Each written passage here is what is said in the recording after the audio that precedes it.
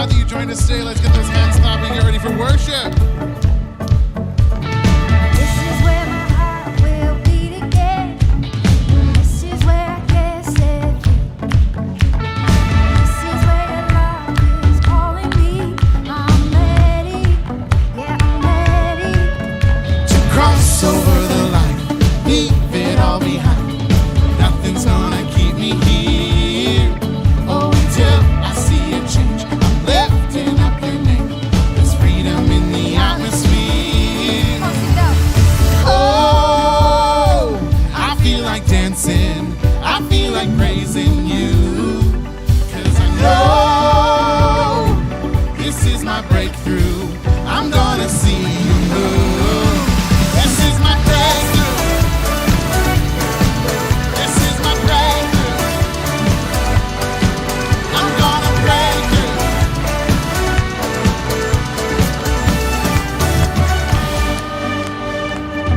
This is where your word takes hold of me.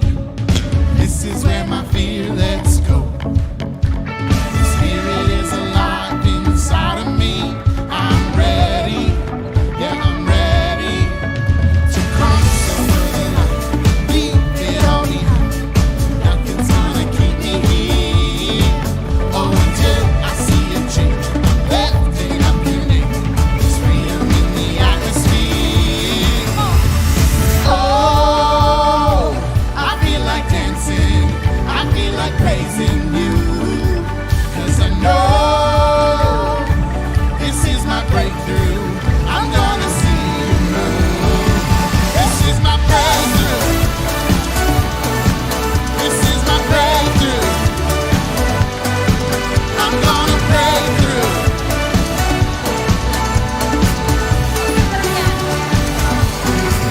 This is my breakthrough. This is my breakthrough. I'm gonna break through.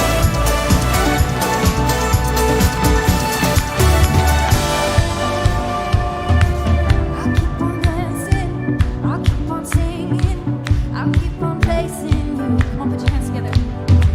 I'll keep on dancing, I'll keep on singing, I'll keep on breaking through. I'll keep on dancing, I'll keep on singing, I'll keep on praising you.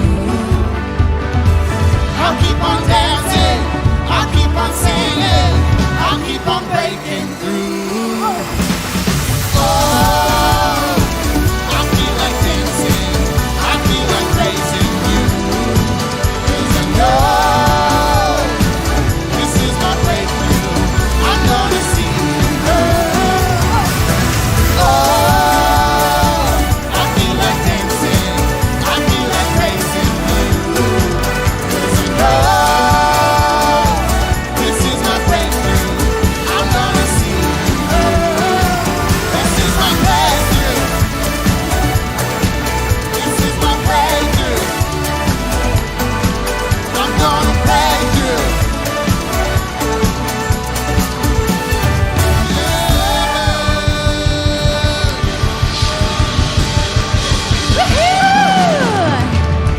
Hey, Experience Church! Welcome to church, everybody. Yes, welcome. It's so good to be here. We just want to thank you all so much here in person for abiding by the new Alberta Health Guidelines and wearing your mask in here. We just appreciate your willingness to participate in helping us keep this place safe. We just are so pumped to have you online today. Yes, we're so excited. It looks different in here today. I'm super excited. It's Christmassy. So nice. I'm a little nervous about this box.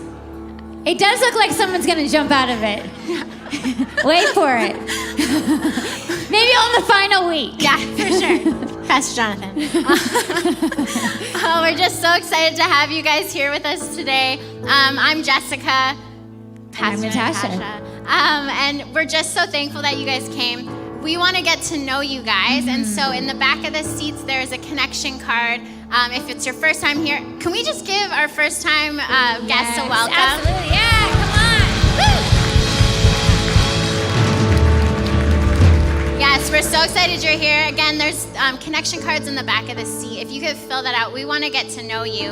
Also, online or in person, if you want to get connected, text hello to the number on the screen. Really excited about today. Jess, it's Christmas, it's inevitable. What is your favorite Christmas movie? Like, what is like a must? I feel like I'm just like classic Elf. I need some new ones, I think. Yeah, you do. Yeah. You do. Classic Elf. Although, like, we're like Home Alone. Like, Yes. Home Alone 1, Home Alone 2. Yeah. And then you have to stop there. If you go to the 3 and the 4, it's just all Don't do downhill after number 2. But you know what? The band's going to continue to lead us today. And I want to encourage you. We've got a Christmas song, kind of with a little Christmas flavor, but it's still a worship song. And so I want you to take a look at the words on the screen. Lift your voices, lift your hands, and let's sing together.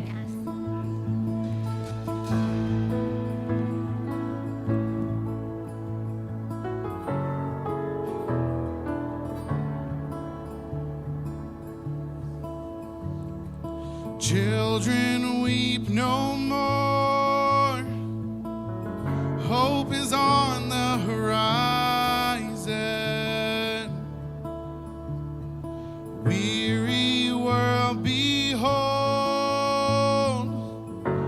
your promised Messiah. Angels, let your song begin. Here comes heaven,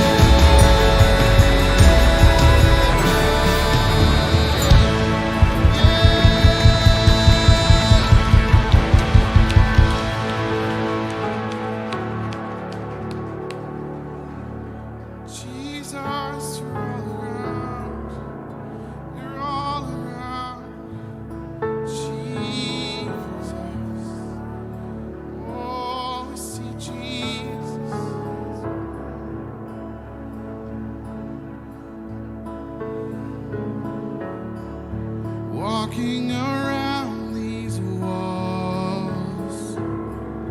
I thought by now they'd fall, but you have never failed me yet.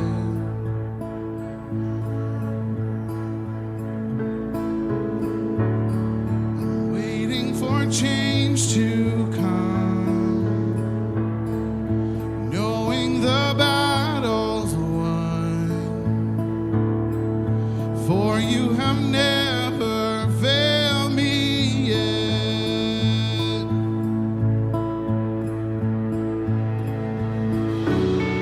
Your promise still stands.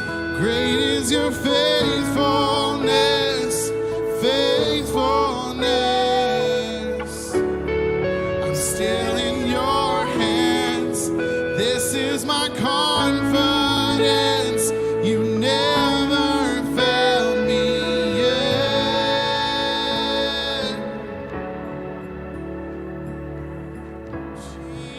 Jesus,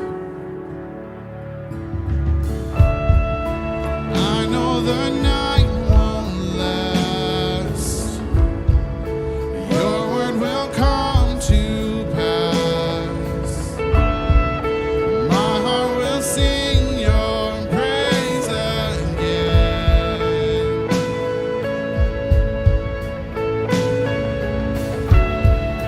Jesus, you're still enough.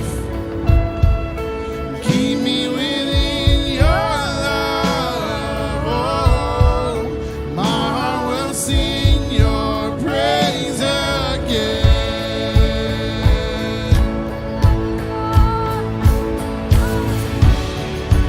Promise still stands. Great is your faithfulness, faithfulness. I'm still in your hands. This is my confidence. You never fail. Your promise still stands. Great is your faithfulness, faithfulness. I'm still in your hands. This is my confidence.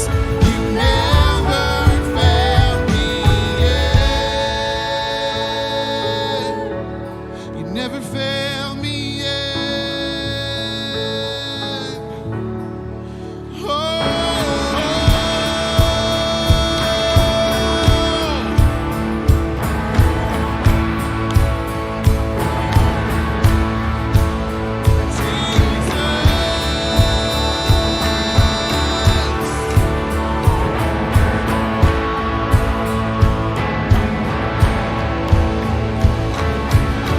I've seen you move. You move the mountains, and I believe I'll see you do it again. You made a way where there was no way, and I believe I'll see you do it again. I've seen you move. You move the mountains, and I believe I'll see you do it again. You made a way where there was no way, and I believe I'll see you do it again. I've seen you move. You move the mountains, and I believe I'll see you do it again. You made a way where there was no way, and I believe I'll see you do it again. I'll see you do it again. Oh,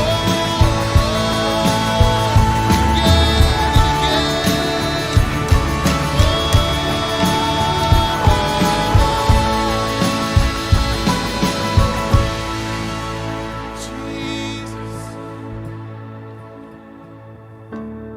your promise still stands. Great is your faithfulness, faithfulness. I'm still in your hands. This is my confidence. You never fail. Your promise still stands. Great is your faithfulness. Your faithfulness. I'm still in your hands. This is my confidence. You never failed me yet. You'll never fail me yet. Oh, you've never failed us, Jesus.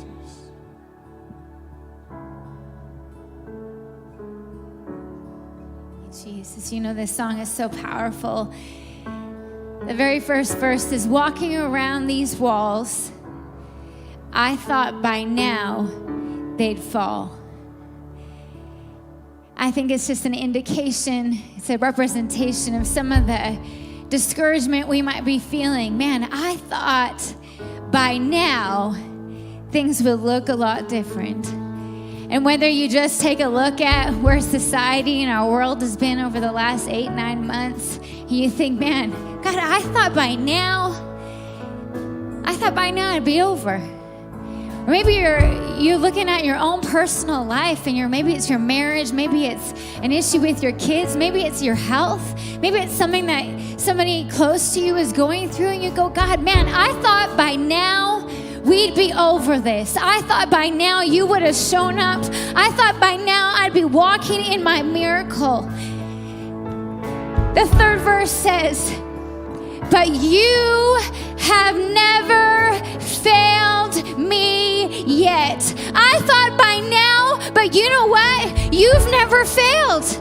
Your promise still stands. Great is your faithfulness. And so today we're going to exercise stepping our faith up a little bit just by saying that out loud together. We're going to say, but God never fails. Let's give it a try. But God never fails. I'm going to read a prayer request, and then we're going to follow it up with, but God never fails. I'm asking for prayer for my husband, and he's been struggling with depression and anxiety for a long time and is going through a medication change. The withdrawal is awful. He is currently unable to get out of bed. We both know this will pass. However, please pray for peace and that his body will accept this change without further complications. Come on, church, in person, online right now, write it in the chats. But God never fails. Okay, there is so much going on, and it makes me nervous every day. I feel like I'm facing things on my own. I don't know how to handle it. Please pray for strength, for peace, and that God will help me be able to deal with the realities of life. Come on. But God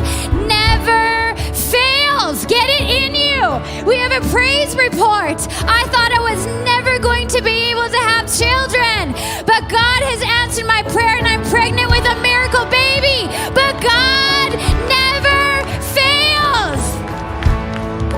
It's so good. Hebrews 11:1 says, faith is the assurance of things hoped for, the conviction of things not yet seen. I believe right now, today, we have an opportunity to look at our situation, that the walls haven't fallen down yet. We're not naive. We're not just like fake optimistic people. We believe in a God who can and will do the miracles that we're trusting Him for. And so all across this room, if you've got something that you've just been disappointed about, something that you've been discouraged about, something that you're like, God, I thought things would be different by now. Would you lift your hands to heaven? We're going to trust Him with these prayer needs, with your need. God, your promise still stands. Come on, church. I see you move. Yes. And I believe I'll see Him do it again. You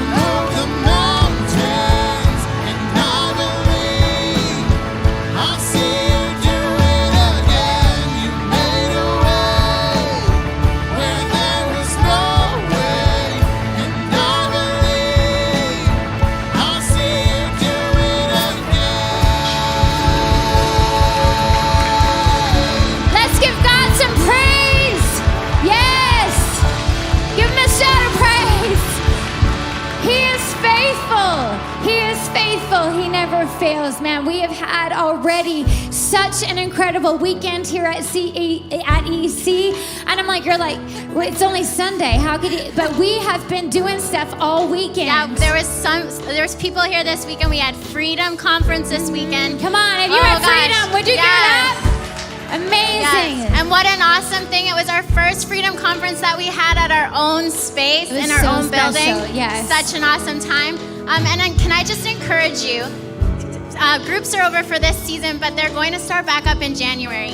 Get involved in a group. Yes. There's so much good that comes from being in community. Another way that you guys can get involved is we have Next Steps. It usually happens after the 11 o'clock service, but we have 5 Sundays Five this month. Sundays in November. So it's not going to be today, but catch it next week in person, and it's online actually this week also. Yeah, hook it up online. You're going to want to do that.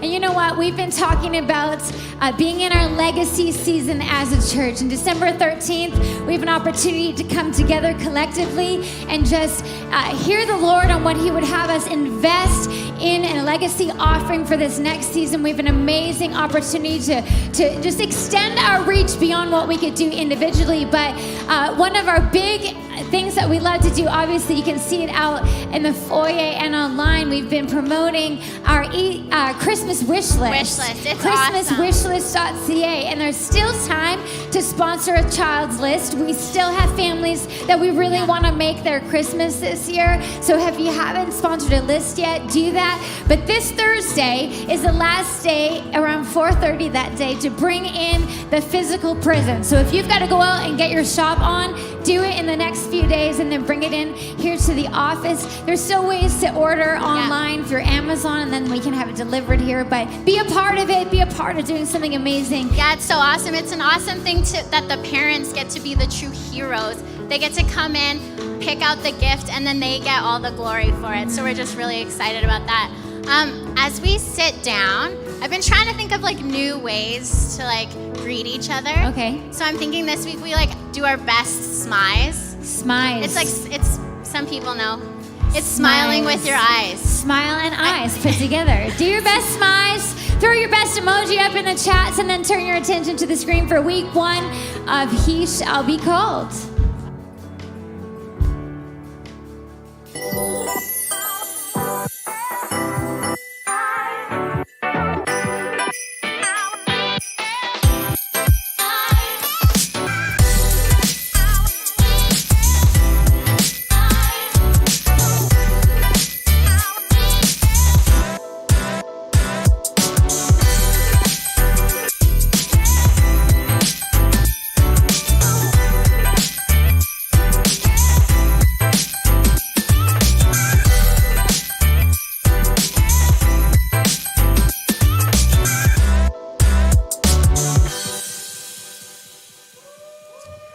Come on. We ready? Guys, we're going to jump right into it. Welcome to church today. If we've never met before, my name is Jonathan, and my wife Natasha and I are the lead pastors here. If you're watching online, I know we've already welcomed you, but I'm just glad to be hanging out with you today.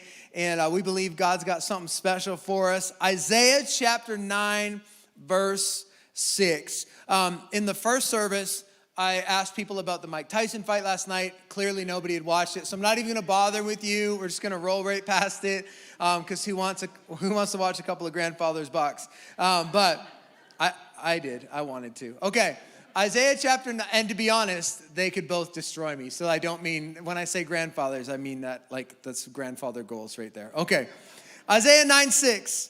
For to us a child is born, to us a son is given, and the government will be on his shoulders, and he'll be called Wonderful Counselor, Mighty God, Everlasting Father, and Prince of Peace. He will be called Wonderful Counselor, Mighty God, Everlasting Father, and Prince of Peace. This is the first day of a brand new series of conversations, of talks we're going to have throughout the month of December that we've titled, we went King James with the title. We said, He Shall Be Called. Shall's a little more King James. We wanted to keep it feeling authentic and traditional. And so that's for the King James fans out there. It's not the LeBron James fans.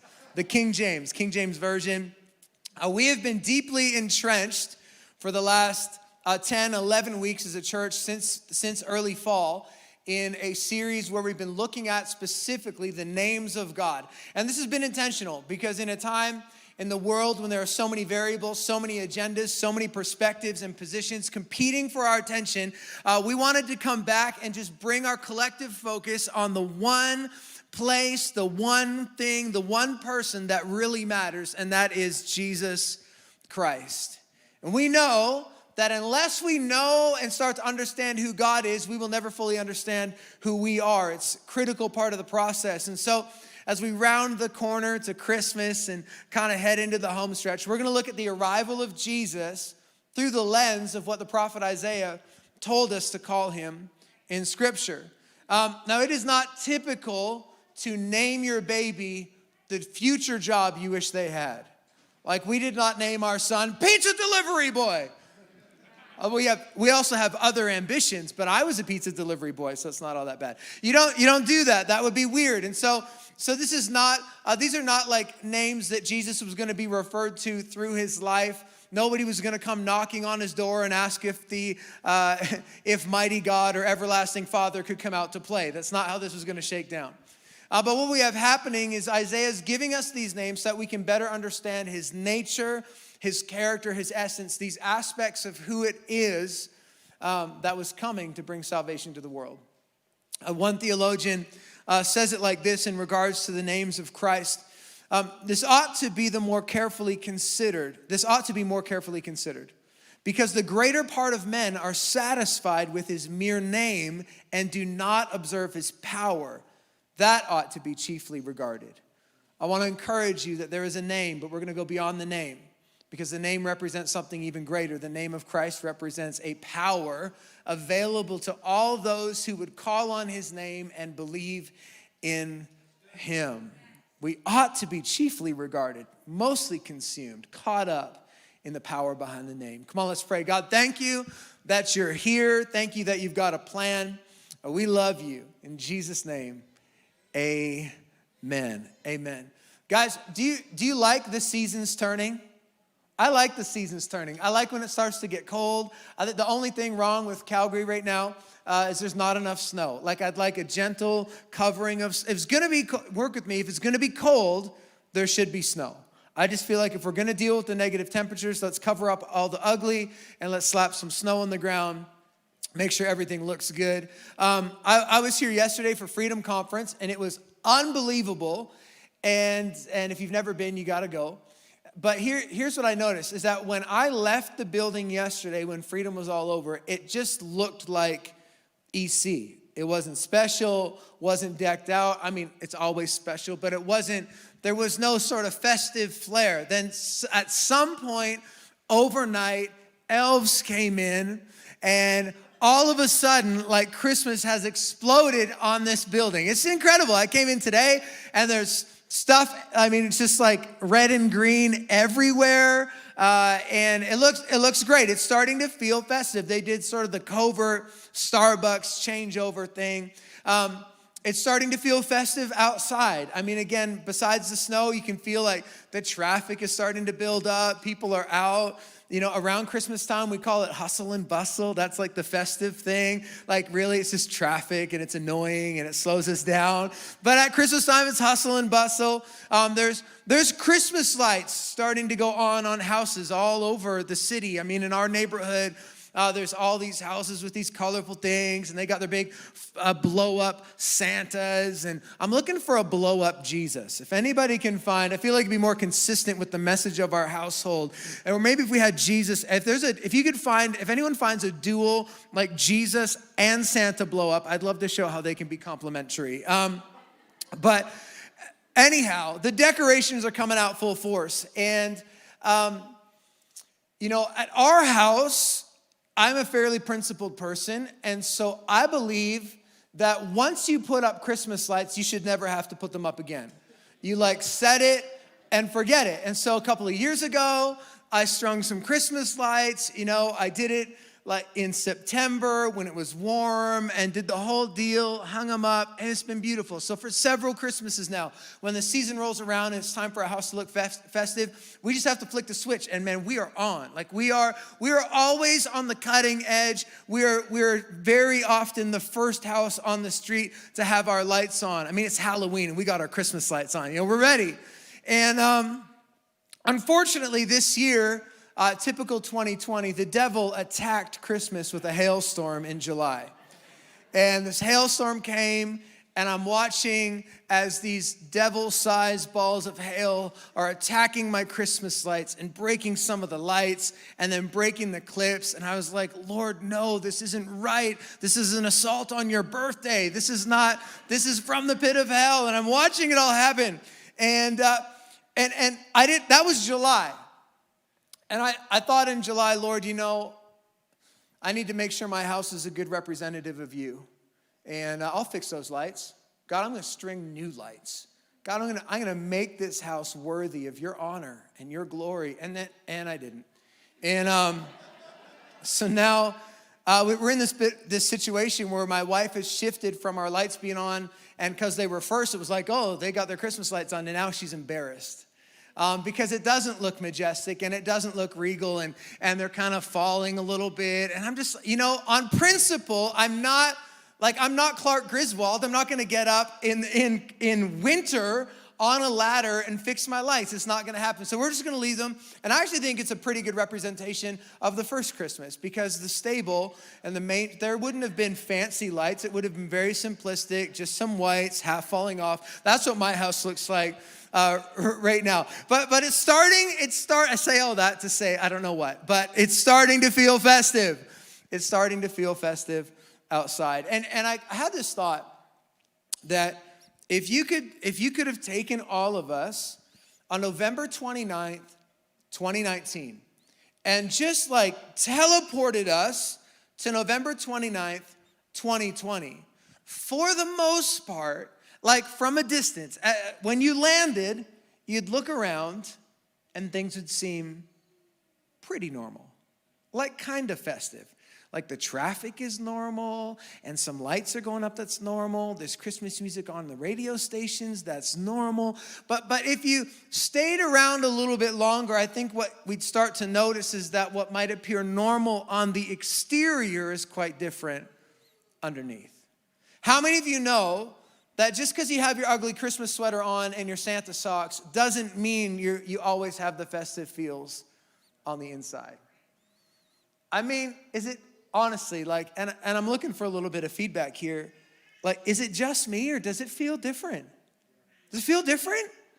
It just feels different to me. Like, I'm a pretty nostalgic guy, and I get excited for Christmas, and I get excited for the holidays, and I find myself like trying to muster up this excitement like it's normal.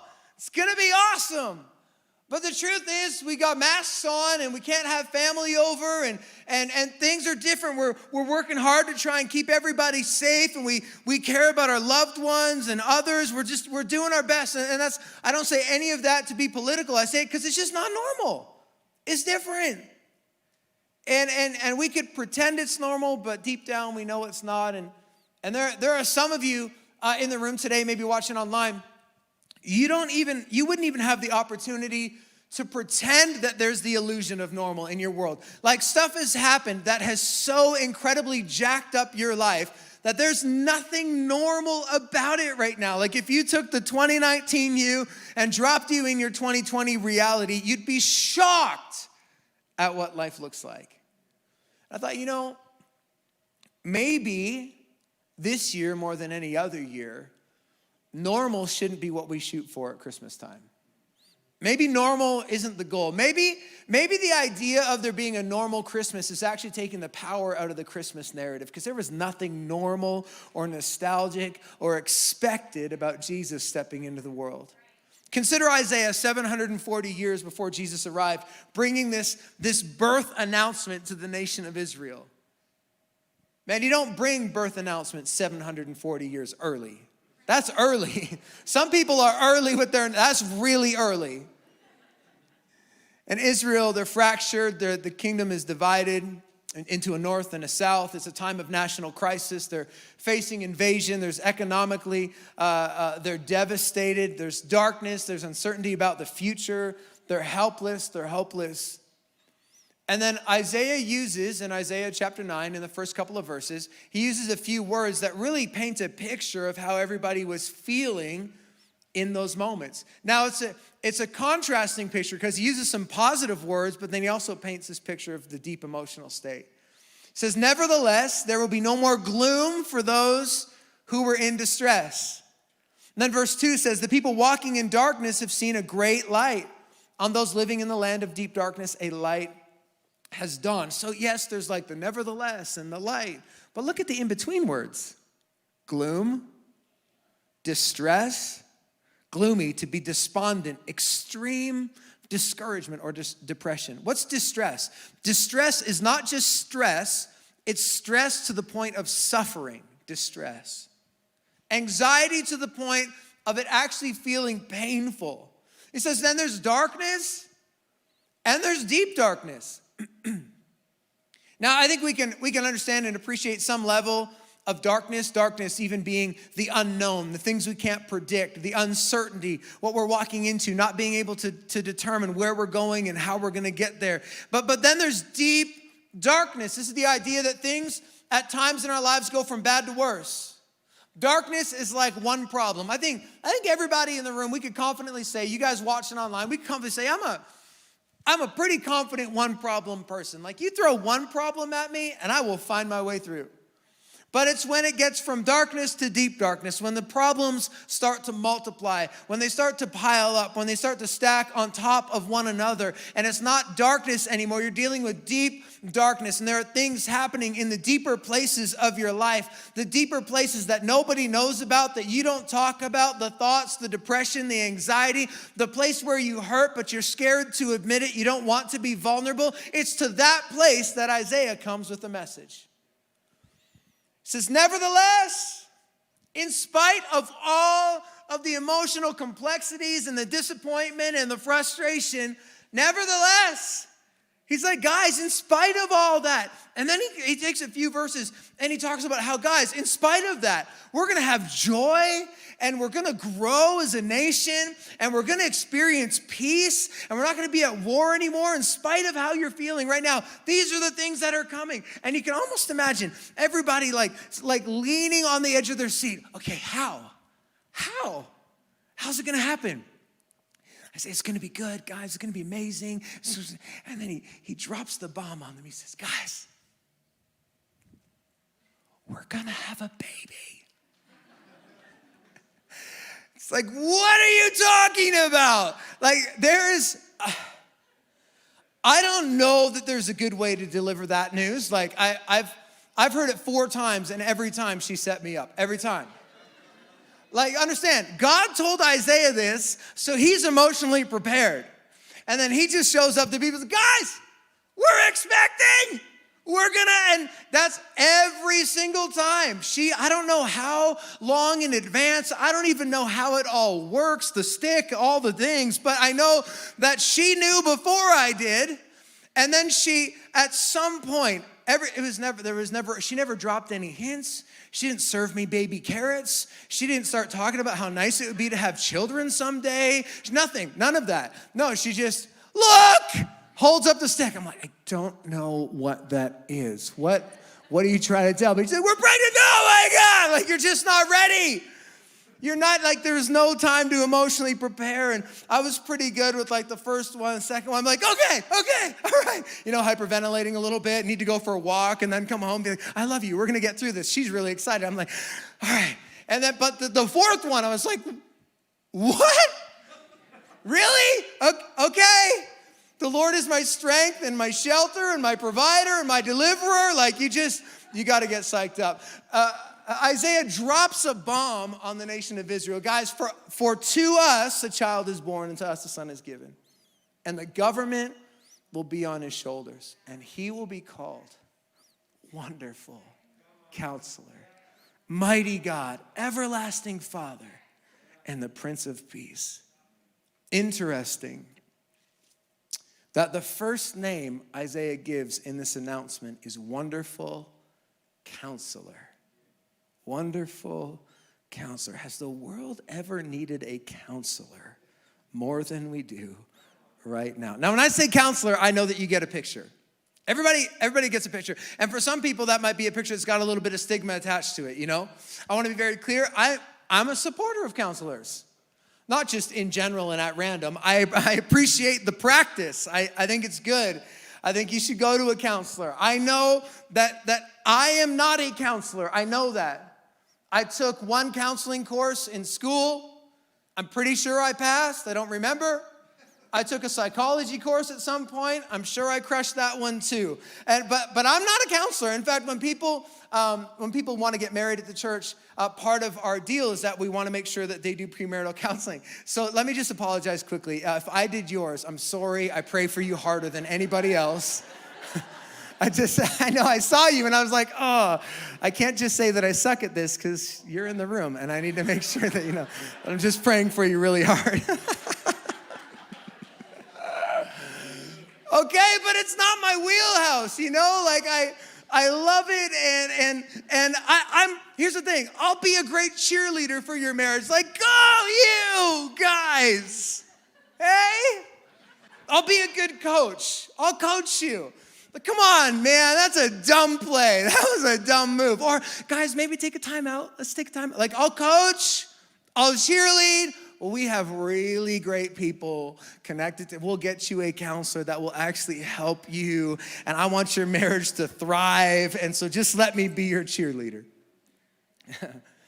Good counselor is like a doctor for your soul. And it's good. You need to go. I feel like you should be in the practice of we should try and go for regular checkups. And you can go when there's emergencies. And when I think counselor, the picture I get is of this little office where Natasha and I visited. And the counselor asks a lot of questions and gets us talking, and we do like the 60-minute visit. That's our 60-minute visit. That's our target.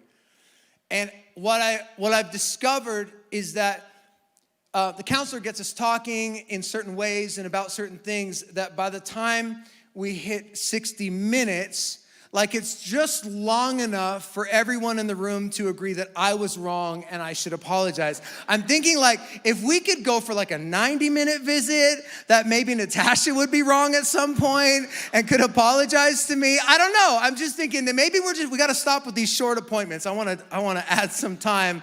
And I was also, as I was considering how these appointments go, I was like, you know what? It would be cheaper if I just talked to her at home and then apologized at home. Like that would be way cheaper.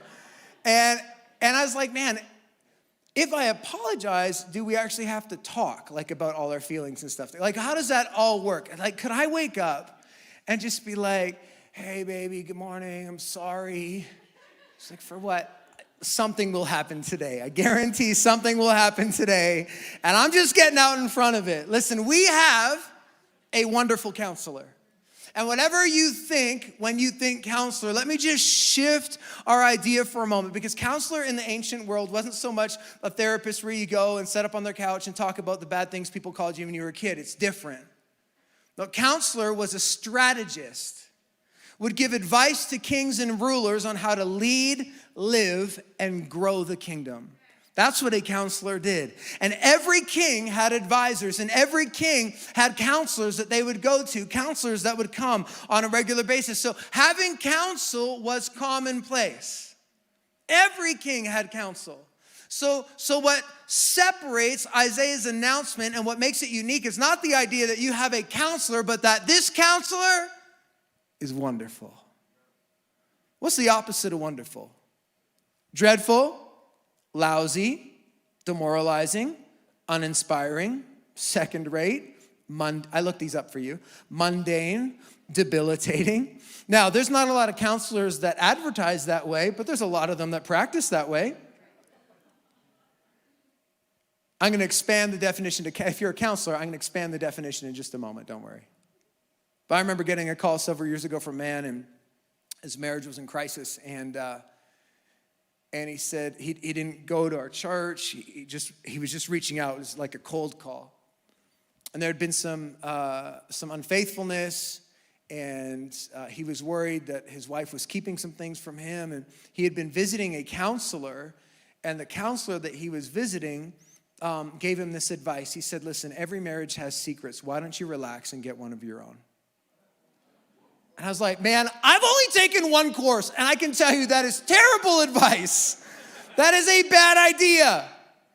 You got to be careful of bad counsel. Everybody's being counseled, whether you're making an appointment and sitting on a couch or not. There are voices that are determining and dictating the course and the path and the activities and actions of your life. Everyone is being counseled. But Psalm 1 verse 1 says this, blessed is the man who walks not in the counsel of the ungodly, nor stands in the path of sinners, nor sits in the seat of the scornful. Blessed is the man who does not have bad counsel. Blessed man doesn't have bad counsel. So there's this warning. What's bad counsel? Well, when you walk with people and listen to people and follow the example of people who don't have a godly perspective, who are thinking selfishly, who are thinking about themselves.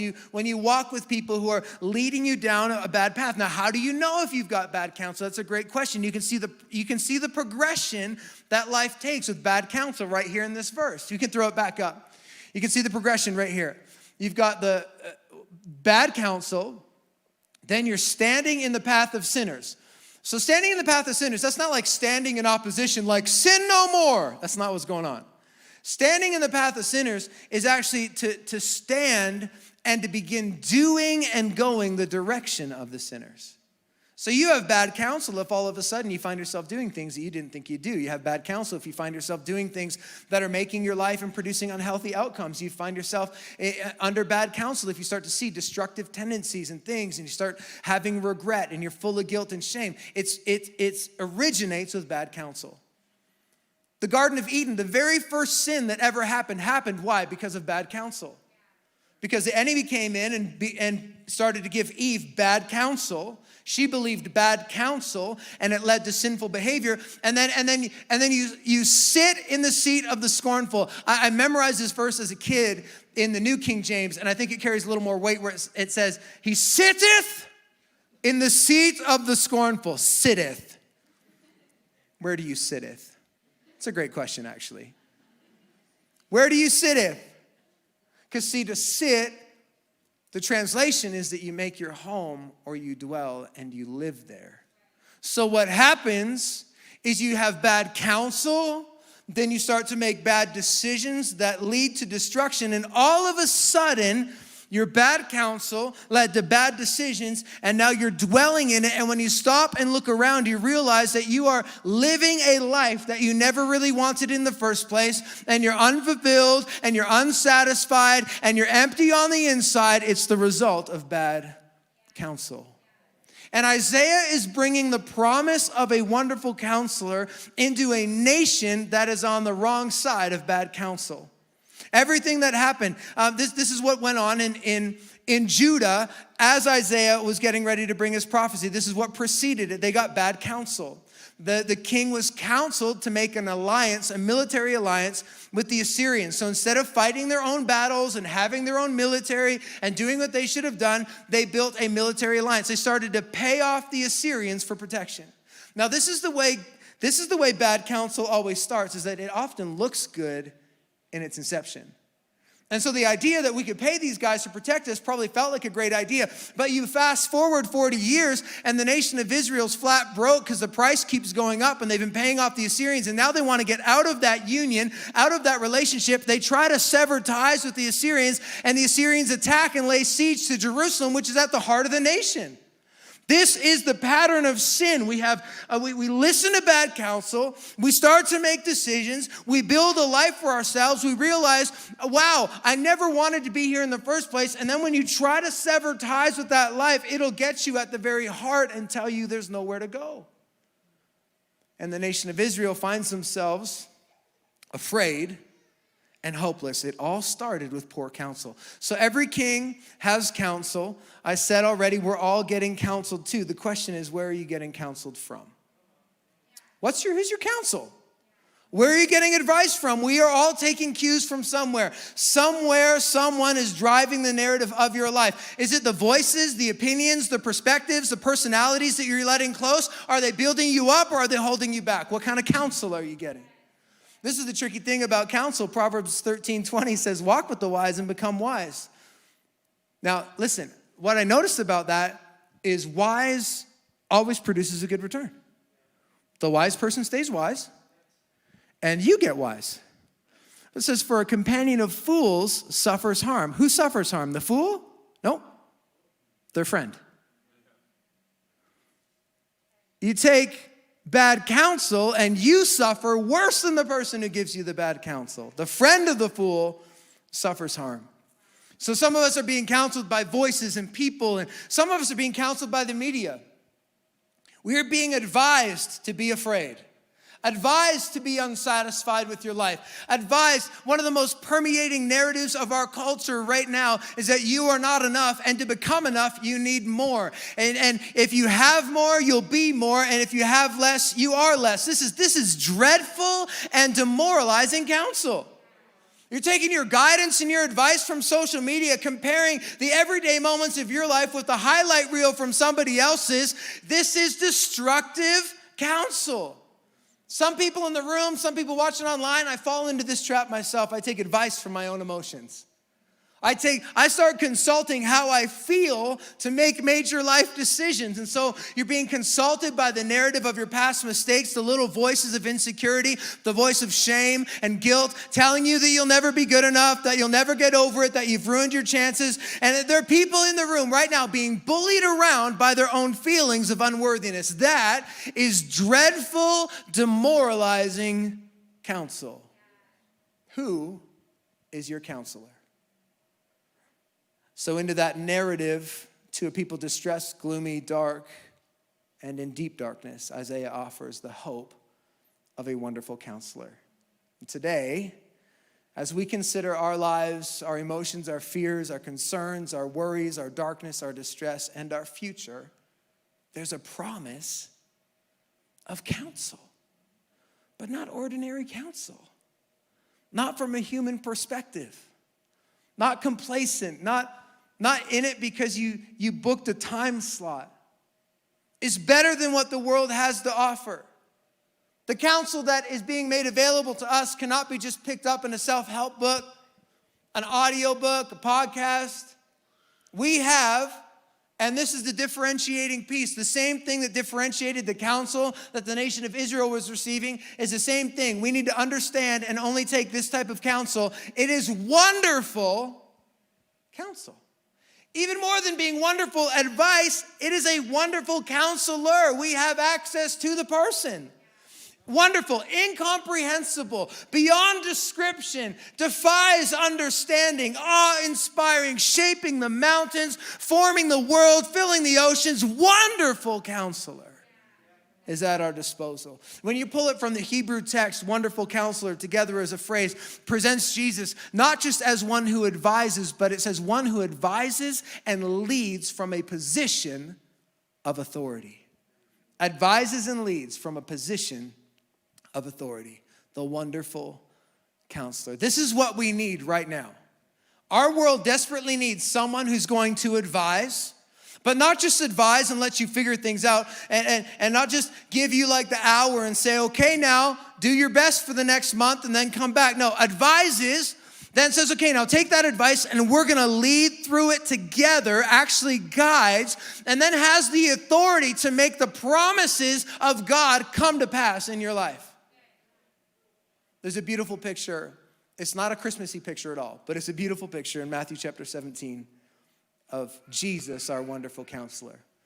The setting is the heading in your Bible would be the Mount of Transfiguration, and Jesus grabs Peter, James, and John, and they've been to Mecca, so they have their walking sticks for their mountain, and they got their pack, and they got the water. They don't have to take off their pack. They're sucking straws, and they're working their way. They climb up this mountain, and they get to the top, and then the glory, it just goes crazy. The glory of the Lord shows up, and Jesus just starts to shine white on top of the mountain.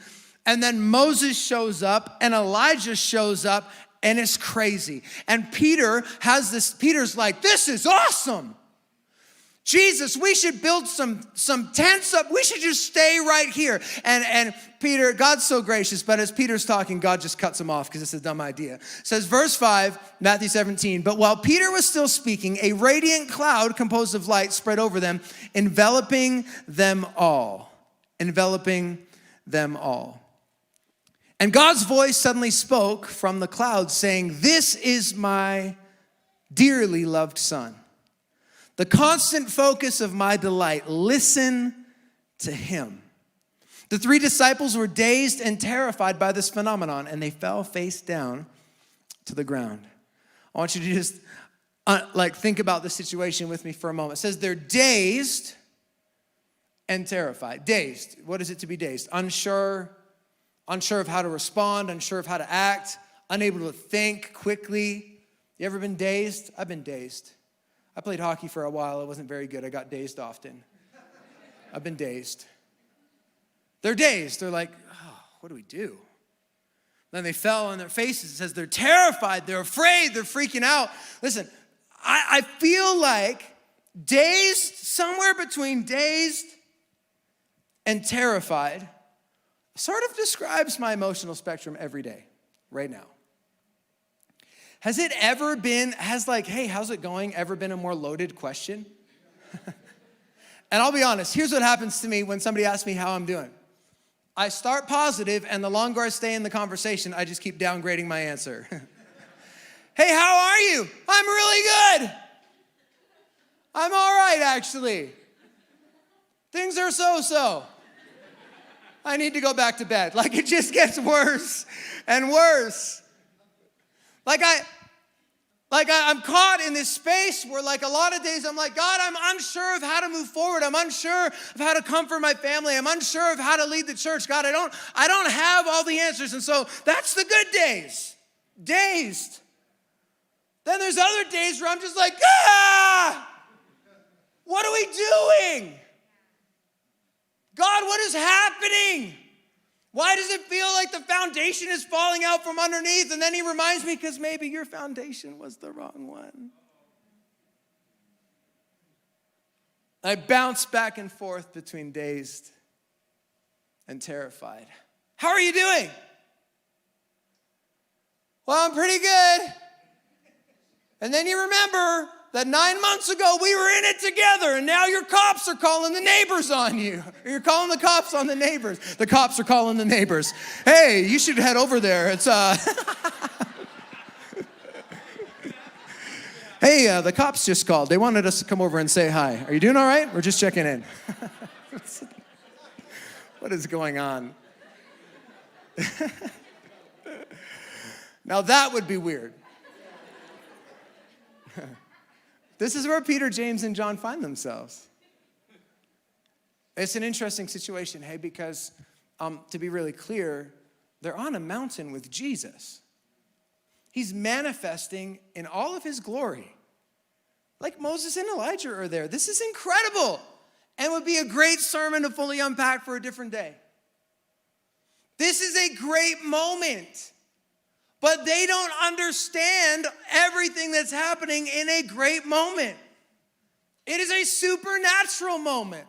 But they don't understand everything that's happening in this supernatural moment. And God started to speak to me as he was revealing who he is as the wonderful counselor. He said, Jonathan, is it possible that you are in the middle of a great moment that you just can't see? Is it possible that I've got you in the middle of a supernatural season where I'm doing things that defy your comprehension, but you just can't see it?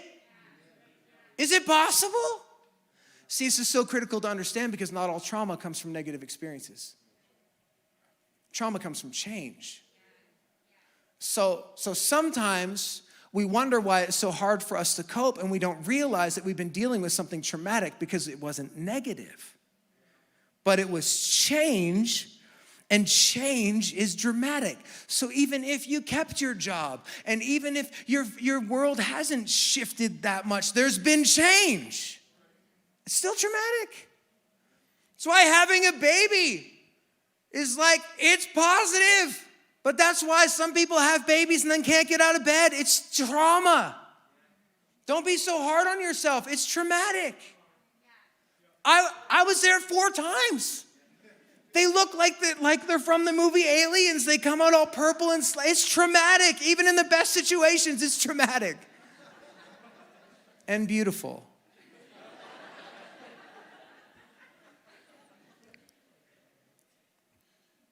Maybe you had to change your job. That's traumatic. Maybe you've had to move. That's traumatic. Maybe you've had to hit the food bank. Do you know that a record number of Canadians have hit the food bank for the first time in the last 6 months? It's traumatic.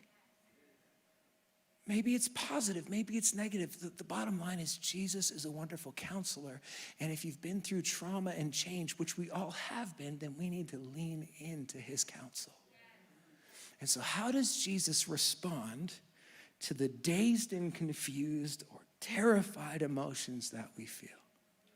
Well, verse 7 says that he walked over and he touched them, saying, get up and stop being afraid. Oh, I love this. This is the wonderful counselor at work. See, the end goal of what's happening is that Peter, James, and John would get up, stop being afraid, and get on with it. Jesus understands their potential. He understands that they play a critical role in the future of the church and of his kingdom expanding. He knows that Peter is going to be the guest speaker on the day of Pentecost, and that John and James are both going to write and lead and plant churches. Like, he gets this. They're influential. He knows. And me with my one counseling class probably would have looked over at them if just picture me glowing. That's why I wore my white jacket today. I probably would have looked over, and imagine for a sec. Jesus is there. He hasn't seen Moses and Elijah in a while. They're flanking him on either side, and the guy, his proteges, his 3 best, his top guys. Man, I'm going to bring them up to the top of the mountain. Oh, I can't wait for Elijah and Moses to see these guys. I've got these guys trained. They're ready to go. They are world changers. Oh my God, they are, oh my me. They are on their faces right now, terrified. What is happening? What's going on? If it's me, I'm like, guys, Moses is washing. You know that angry voice you use with your kids, so you don't get louder, but you just get up right now. I didn't bring you to the top of the mountain for you to lay on your face. That's what I'd be doing. Peter! That's not what a wonderful counselor does, though. That's what a guy who passed his one counseling class would do. Good counselors don't actually lead with the answer. Good counselors don't just offer the advice. Because generally, when you're in a position where you are willing to go speak to a counselor, you already know the answer. You're just having a really hard time living it out. You already know. Peter and James and John, they don't want to be afraid. They don't know how to not be afraid. Most of us, if you've been to church for any length of time, and if you're new today, if you're new watching online, I believe that Jesus brought you here on purpose, and in a moment, you're going to have the opportunity to align your life with his, and it will absolutely change everything. But for a lot of us, if we've been here before, we're so educated, if you want to call it that, especially when it comes to God. In the sense that we know so much, right? You've heard sermons, maybe you've read your Bible. What I've come to realize is that we tend to know, I'm talking everybody, anybody that's read their Bible and sat through a few church services, we are educated in God far beyond the level of our experience. We are not living up to what we know. We're not living up to our potential. We're not living up to, we spend a lot of our time on our faces, unsure of how to move and crippled by fear. And so we live in this tension where I know I don't have to be afraid, but I'm afraid. I know I'm supposed to be faithful, but I'm not. I know I'm supposed to have peace, but everything about my world is a panic right now. And it's like we know the answer, we just don't know how to get there. And this is the beautiful thing about a wonderful counselor. He doesn't give you the answer and then tell you to find your way. Jesus says he goes over to them. He comes over to them. A wonderful counselor, he gives you proximity. He draws close. This is the power of God's presence. It's the power of Emmanuel, God with us, of Jesus making the decision to step out of the glory and the riches and the position of heaven and to take on humanity and to come to earth in the form of a baby. It says, unto us a son is given. Think about how personal that is for a minute. If it was unto the world, you'd think it wasn't for you. If it was unto the nation, you'd think it was for somebody else. But he says, unto us, like for Jonathan and all of his messed up emotions between not knowing what to do and being totally terrified, a wonderful counselor has been picked up and placed in his life, in his world. I have proximity to a wonderful counselor. I have proximity. Emmanuel, the ever-present help in time of trouble, the counselor that you can have with you 24/7. I like the lady that we've seen, but I don't want her around 24/7. That would be weird. She might even smell a little funny. I don't want her around that often. But Jesus is a wonderful counselor with you 24/7. He's there, available every time you need him. He gets close. And then he touched them. Why? Why did he have to touch Peter, James, and John? He could have come down and used the dad voice, get up. But he touched them because he needed them to know that he can totally relate with what they're going through. Jesus gets struggle. Jesus' family was dirt poor. We just accept the fact that he was born in an animal shelter like it's no big deal, but it would be as weird today as it was then. No woman wants to give birth in an animal shelter with just her husband. They didn't have babies in barns back then. No, God became human, was born into abject poverty. Even for Jewish people, he was poor. And he knows what it is to be tempted and rejected and lonely and hungry and worried and tired. He gets it. Hebrews 4:15 says, we do not have a high priest who's unable to empathize with our weakness. We have one who has been tempted in every way just as we are, yet he did not sin. Let us then approach God's throne of grace with confidence so that we may receive mercy and find grace to help us in our time of need. Jesus is uniquely qualified to be your counselor. And it's so beautiful because he approaches them.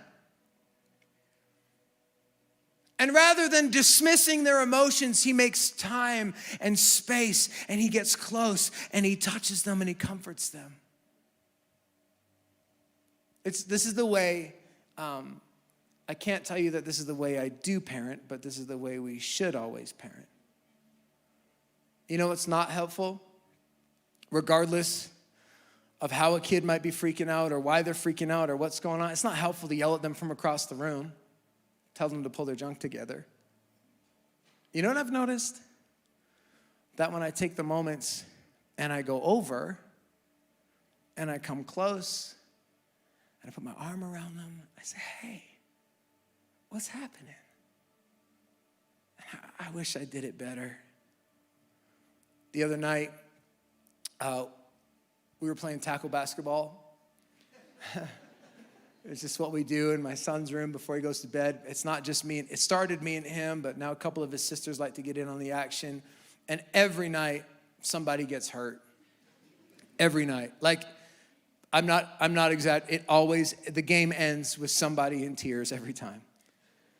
And Natasha, she's played once in probably 3 years. And that's fine. It's not her thing. But she judges me when the kids start crying. And on Thursday night, it was my son, and poor little guy, we were fighting and wrestling, and everyone's jumping on everybody, and he stepped on the basketball and rolled his ankle, and then he got up and he was trying to shake it off, and he ran into a shelf, and he was a pretty big mess. And so I was like, all right, game over. And I'm just like, it's okay, buddy, it's okay. I'm trying to calm him down because I don't want Natasha to hear him crying because she comes in with her judgy eyes. And so I get him in bed, and we pray, and I'm like, I love you, man. And, but he's still whimpering, crying. I'm like, dude, come on. It can't be that bad. So I leave, I close the door, and I hear him, he's crying. I'm like, ugh. So I open the door, and I didn't walk over to him. I just opened the door. I was like, hey, come on, man. Pull it together. Time to go to sleep. You're the best. Close the door. He's crying again. And I said, and as Natasha and I were together, it's like, I don't have the patience. She said, I'll go. So she goes. And then she comes back, and he's quiet. And I said, what'd you do? He said, well, he told me that you just kept yelling at him to be quiet. I was like, oh. So I went back. I felt so bad because I want to be a better dad, but I just have these moments, right? We have moments. Somebody tell me that you also have moments. Okay. Just up here crying by myself. And I went over and I climbed up by his bed, and I was like, hey, man. I got up on, he's got a little bunk bed, so I climbed up with him, and the same way Jesus gets down with the disciples. And I said, hey, buddy, I'm so sorry that this happened. I just kind of touched his head a little bit. I said, I'm just going to pray for you. And you let me know if you need me. I'll be right here. I know it hurts. I'm sorry. And we prayed. And you know that Jesus has the capacity for what you're feeling right now? Do you know that when you say, God, I'm afraid, he doesn't just say, don't be afraid. He comes over and he gets close to you. And he puts his arm around you and he says, hey, I understand that you're afraid. You've never had to go through this before. Do you know that when you're heartbroken, Jesus doesn't just look at you and think, well, it's because you made a dumb relationship mistake. He actually comes close to you and is present and wraps his arm around you and says, hey, I get it. You trusted somebody and it hurt. I've been heartbroken too. People betrayed me too. He gets it. He understands. He knows how you feel, and he has capacity as the wonderful counselor to make space for the whole spectrum of emotions between I don't know what to do and I'm terrified. Here's the beautiful thing about the wonderful counselor is he doesn't just advise, he guides, and he's got authority. And so he walks over, he touches them, and then he says, get up and stop being afraid. Many of us want a counselor who's just going to coddle us and enable us to stay in our issues. That's not Jesus. That's not a wonderful counselor. No, a wonderful counselor is one that says, I'm here, I understand, I'm with you, but I've also got the authority to say that your future will be better than your present. I've also got the authority to say that I can heal and I can provide and I can protect. And so Jesus comes in and he comforts, but then he'll also confront and say, okay, it's time to stand up now. I'm not going to leave you face down. I'm so grateful that he's not going to leave me stuck in the spectrum of my messed up emotions, but he takes the time to get close and say, get up. There's more for you to do.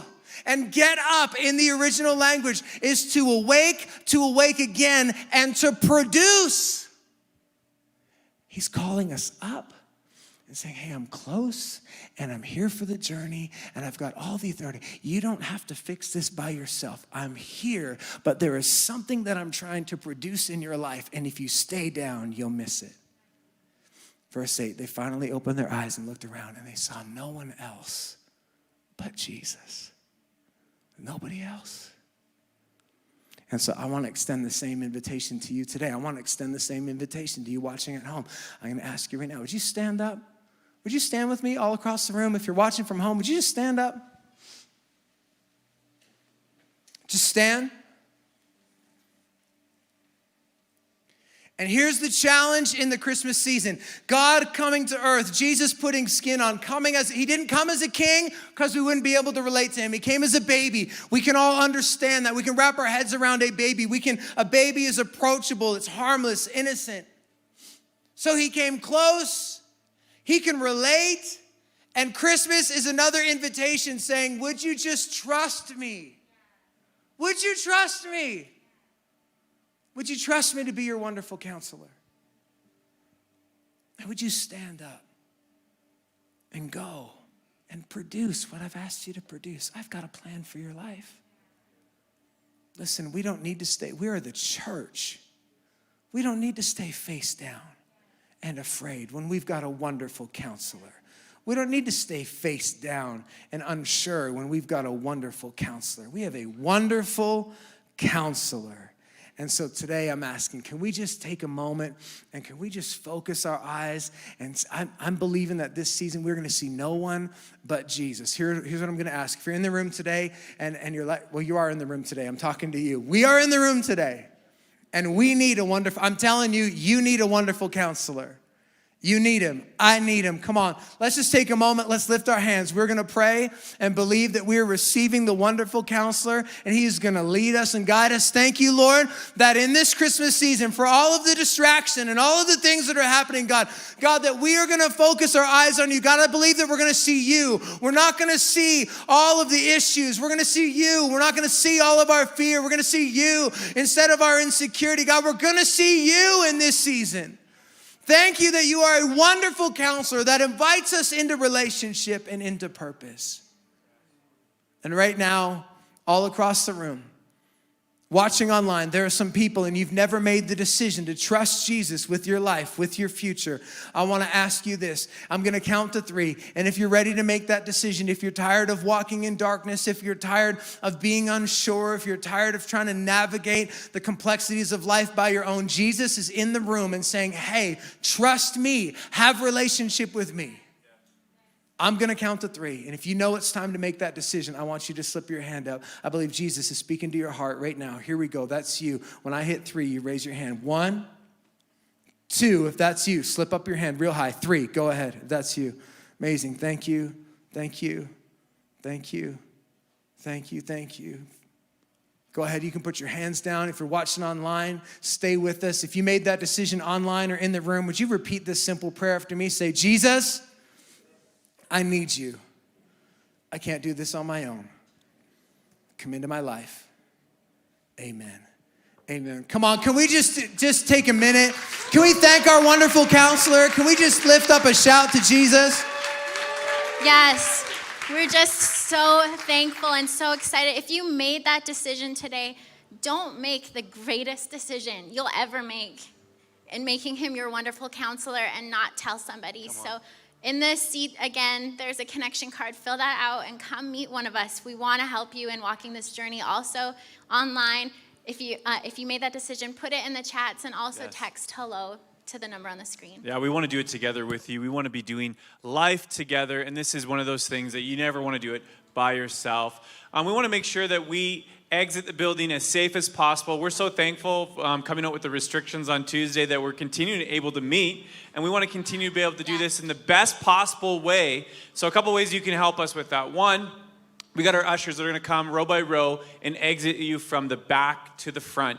Make sure you follow their directions because really, that's what they're here for.